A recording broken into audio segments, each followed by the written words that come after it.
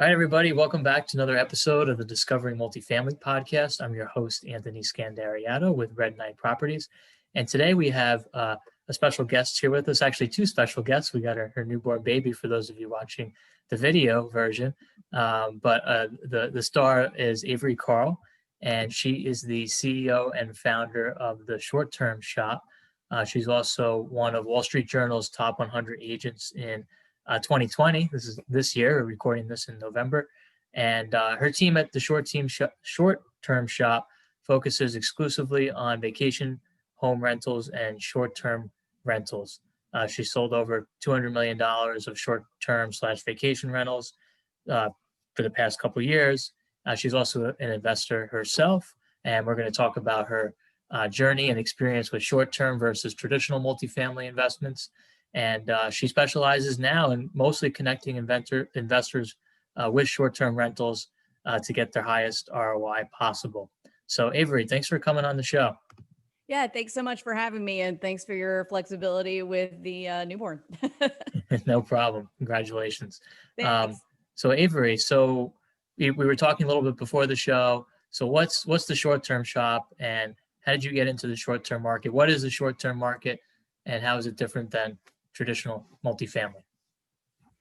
Great question. So when I first started investing, I just had a very, very small amount of capital. I started with one single family long-term, and it actually it cash flows $1,000 over the mortgage every month. So it's a really good one. But as soon as I got that one, I thought, oh my gosh, we need to get some more of these. We need to scale this and make this a real business. But we only had one down payment worth of, one single family down payment, small worth of capital left. So we thought, okay, how can we best maximize this so that the investment that we make with it can make the most money possible so that we can go buy more rentals.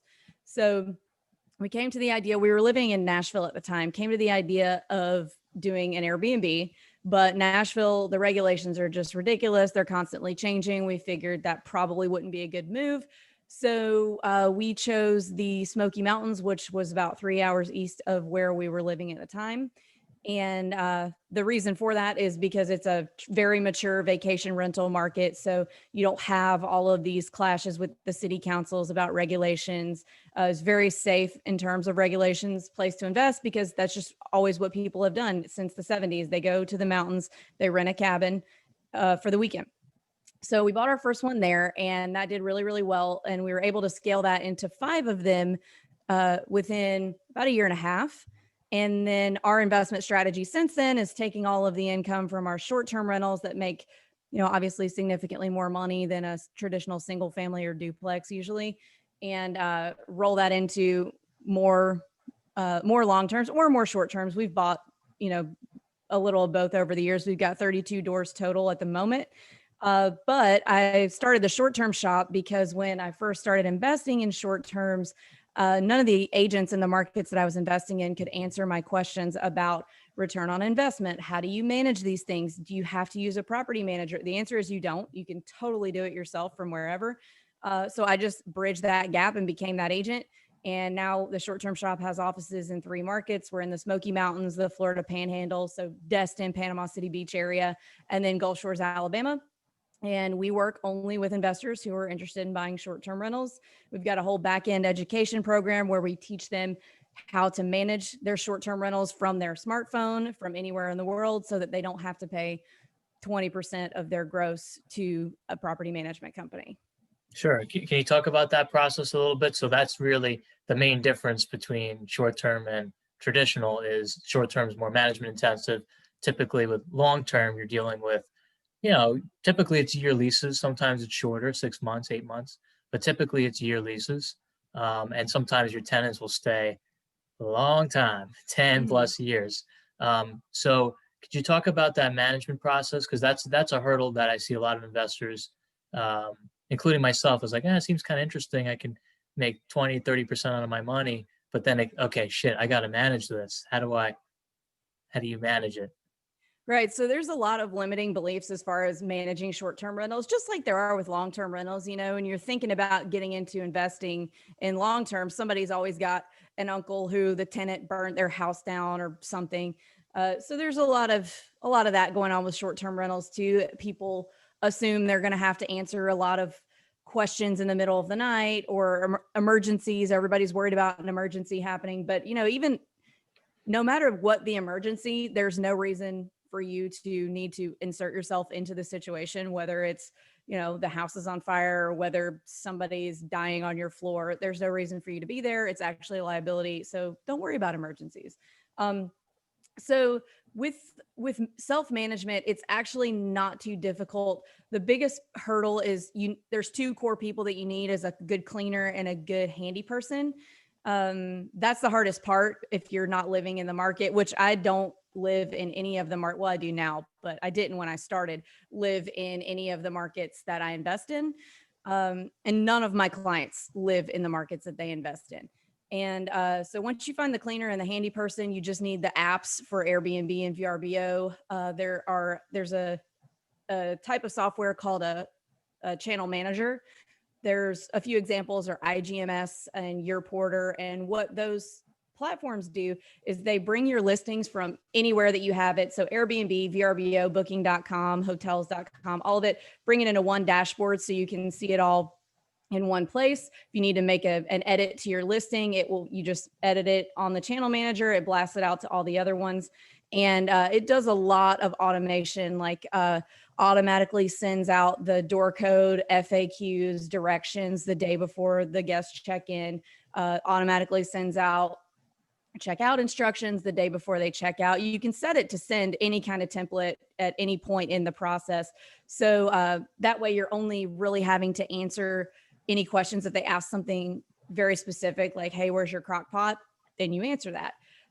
Also, there are calendar managers out there that can be integrated with these. So that automates your cleaning calendar, whether you're using an app like Turnover B&B is a cleaning specific calendar, or it can be as simple as a Google Calendar. We just integrate my cleaner's Google Calendar into our channel manager. And anytime anybody books, it sends her a notification and it puts it on her calendar that she has to clean this property this day. We have it integrated with all of our cleaners in all of the markets that we invest in.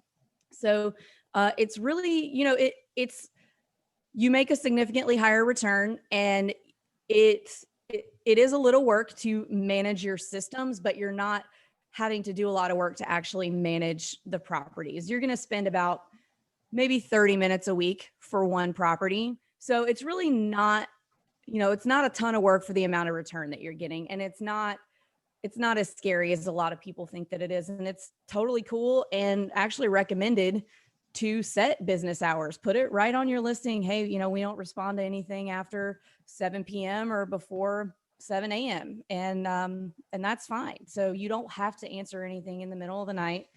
And if something breaks, you do the same thing you do if something breaks in your house. You just make a phone call. So it's really the hardest part is getting over those limiting beliefs, honestly. Got it. So when you're talking about you mentioned a couple of apps and software. Obviously, those costs. Do they cost any money to the landlord?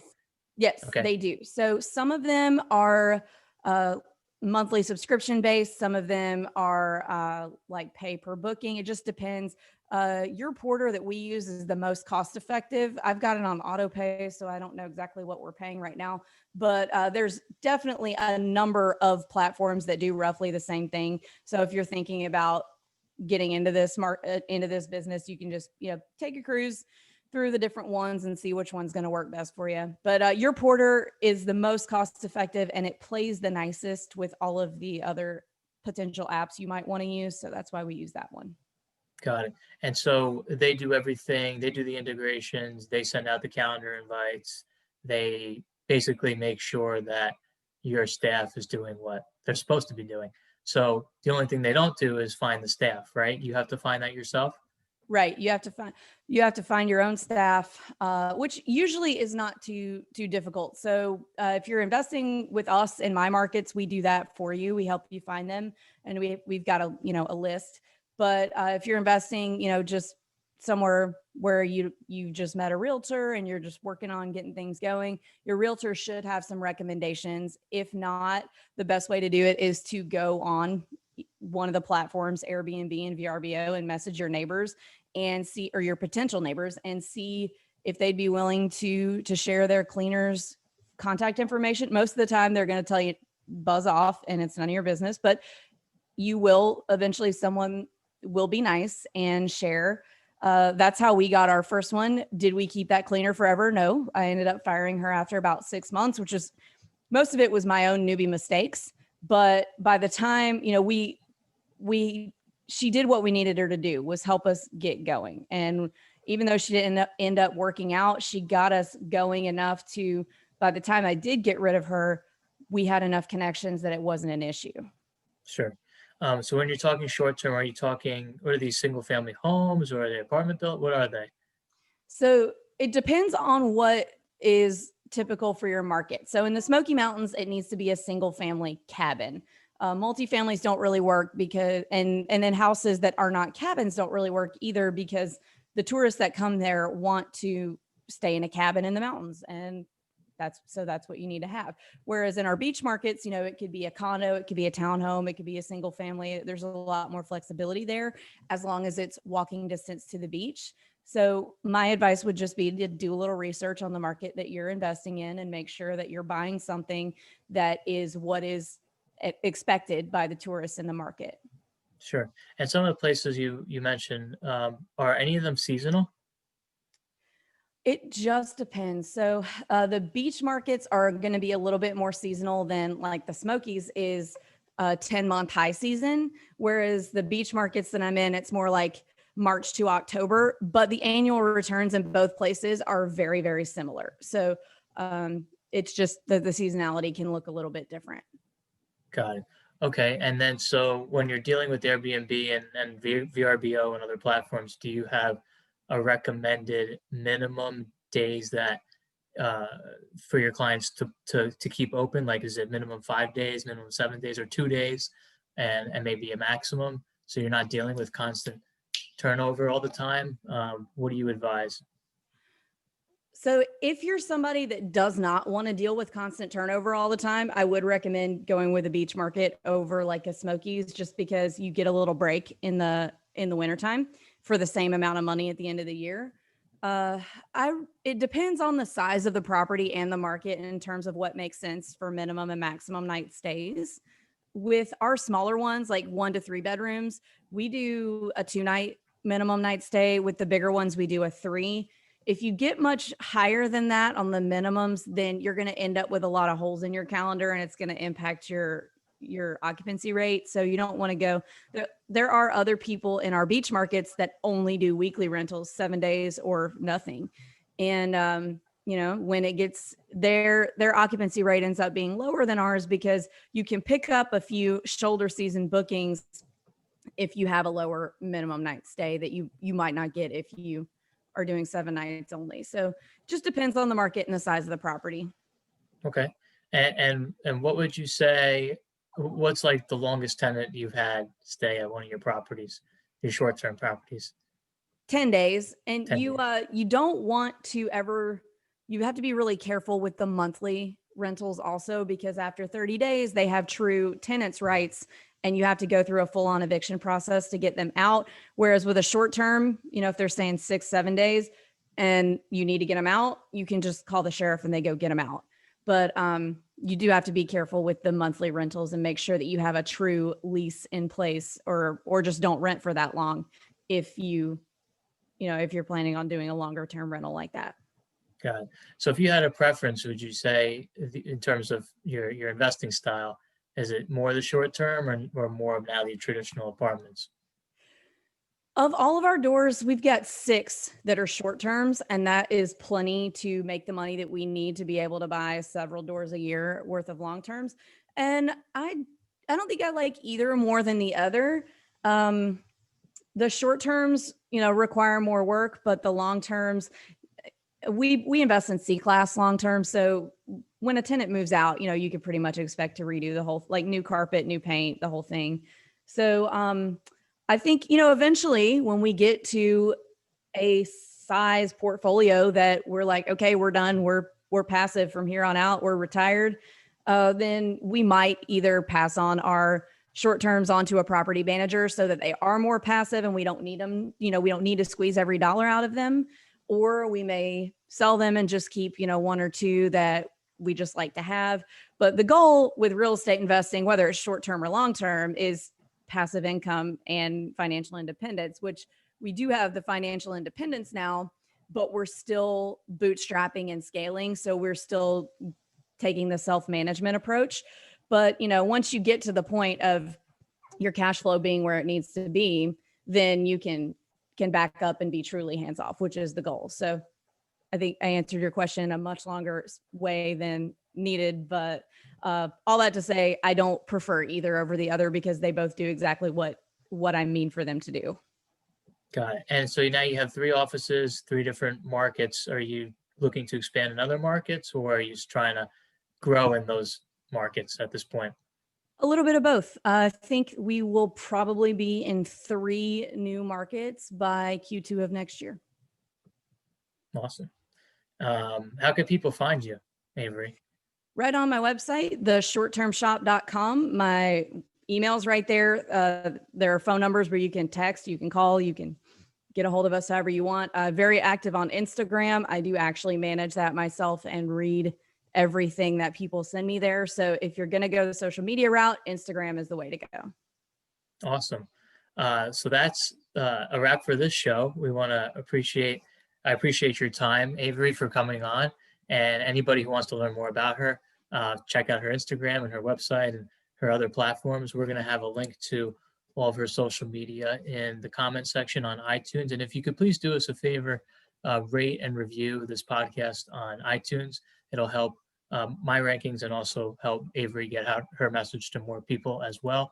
We both would really appreciate it, and hope to have you get on the show soon, Avery, Q2, and see how you're doing. Awesome. Thanks so much. Thanks for having me. All right. Take care. Okay. Bye.